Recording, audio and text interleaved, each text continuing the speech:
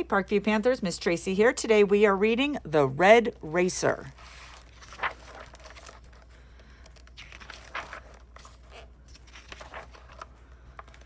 Nona was pedaling to school on her old bicycle when the chain came off and the brakes jammed. "Look out!" Nona cried. She flew over the handlebars and crashed into the ground right in front of the brats. "There ought to be a law," Possum said. "No ugly bikes allowed in the neighborhood." "Yeah," Weasel agreed. "It hurts my delicate eyeballs."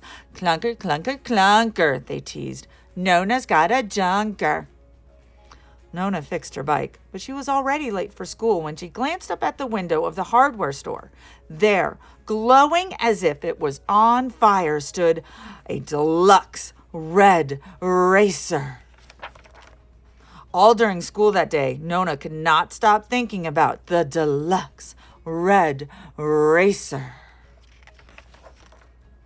When the last bell rang, she hurried home to tell her parents the wonderful news. "It is the most beautiful bicycle in the whole world. Can we buy it today?" "You already have a bicycle. You don't need another one," her father said. "A new bike costs a lot of money," her mother agreed. Nona left the house and pedaled up the dirt road. She couldn't keep the red racer out of her mind. That's when Nona had a wicked thought. What if my old bicycle disappeared? Then Mom and Dad would have to buy me the red racer. Nona rolled her bicycle off a cliff and into the town dump. Without looking back, she ran all the way home. "My bike fell into a bottomless pit. It is gone forever," Nona shouted.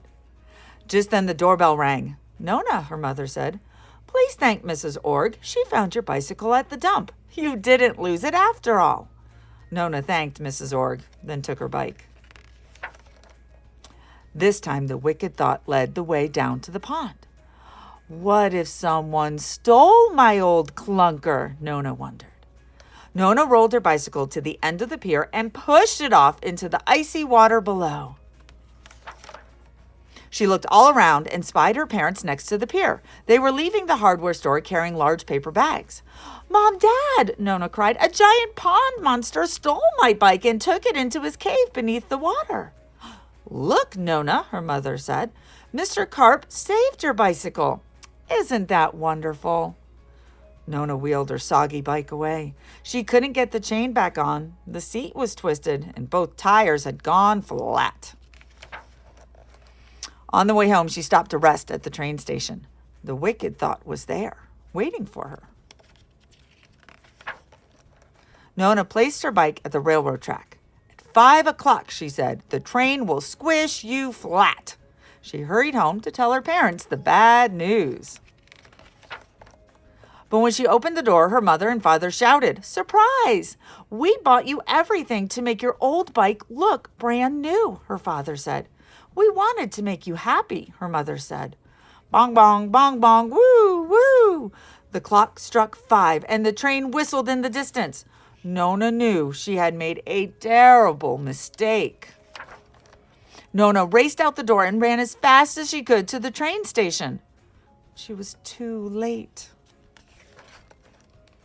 "What a wicked, wicked thing," the train seemed to say as the wheels rolled by. "What have I done?" Nona cried. After the train had passed, Nona looked through her tears. She couldn't believe her eyes. Her bicycle was on another track. It hadn't been squished at all. Over the weekend, everyone worked together on Nona's old bicycle. And when they finished, Nona sped off down the road on the most beautiful bicycle in the whole world.